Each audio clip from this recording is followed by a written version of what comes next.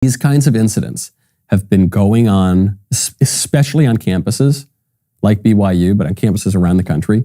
These things have been going on for 50 years now or more, and they have been increasing in frequency constantly over the last 5 or 6 years, really beginning with the Trump administration, because the libs had this narrative to sell that Trump is a big racist and the conservatives are the Ku Klux Klan. And so because there was no evidence of that, they had to fabricate it. The demand for anti-black racism is very, very high. The supply is very, very small. And so they have to manufacture the supply. That's exactly what they did. BYU, it turns out the racial hate incident was a total hoax. 1969, Cornell University, Willard Straight Hall.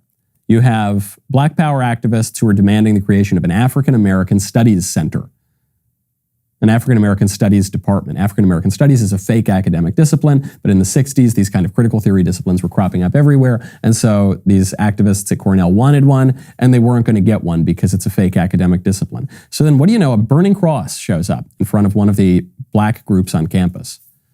And as a result of this, there's a major incident. You have Black Power activists with guns holding people hostage on campus. And as a result, the university caves and creates the AFAM Studies Department. Now, the most curious thing about this whole incident is they never found out who put up that burning cross.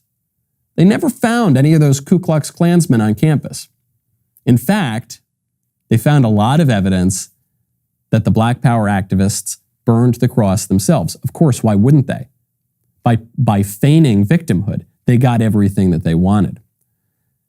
Obviously, Jussie Smollett, that's the greatest example. You got this basically unknown actor from a show that pretty much nobody watched, walking around Chicago, downtown Chicago, a city that had been governed by libs for almost 100 years at that point, exclusively by libs, by one of the most notorious Democrat machines. And then it just so happens that there were two Klansmen, MAGA hat-wearing men out on the street looking for this obscure actor and carrying rope to lynch him, wearing the MAGA hats, and then Jussie Smollett fought them off while holding a Subway sandwich. It never made any sense.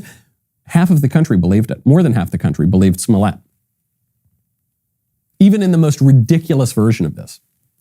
That's the power of the narrative. 2016.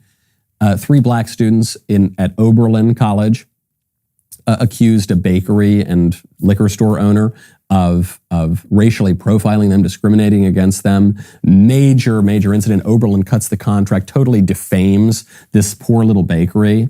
And it turns out, no, the kids were lying. They were trying to rob the store. They were trying to steal booze. They completely made it up. And everyone bought into it, hook, line, and sinker, except for those of us who know that every single one of these incidents is a hoax. And fortunately now in court, the court, when presented with all this evidence, actually found in favor of the bakery. But too little too late. The baker actually ended up dying, and Oberlin still hasn't totally paid them out. What about 2016, that same year, Bowling Green State University? There was allegedly an incident of rock-hurling white Trump supporters throwing these rocks at a black student. The only evidence of racism or violence that investigators could find was a trove of text messages from the black student who had concocted this story. The student had sent her boyfriend texts disparaging white people and wishing death upon Trump supporters and saying that she wished we would all get AIDS. Okay. 2017, St. Olaf College in Minnesota. A black student left a racist threat on her own car. There was here's a threat. The Klan's going through Minnesota. No, she wrote it herself. 2017. 5 black Air Force Academy cadets found racial slurs on their doors. Oh no, the Klan is active at the Air Force, right? No, turns out investigation proved they wrote the threats themselves and the slurs themselves. 2018, a black student at Goucher College found in a dorm room bathroom, "I'm going to kill all N-words." Big uproar. Here we go. The Klan is back. And reasonable people knew this was obviously fake. And it turns out, yes, the kid wrote the slur himself. And the irony of it is, I guess the kid is technically black. If you look at a picture of him, he doesn't look black at all. You wouldn't even know that he was black.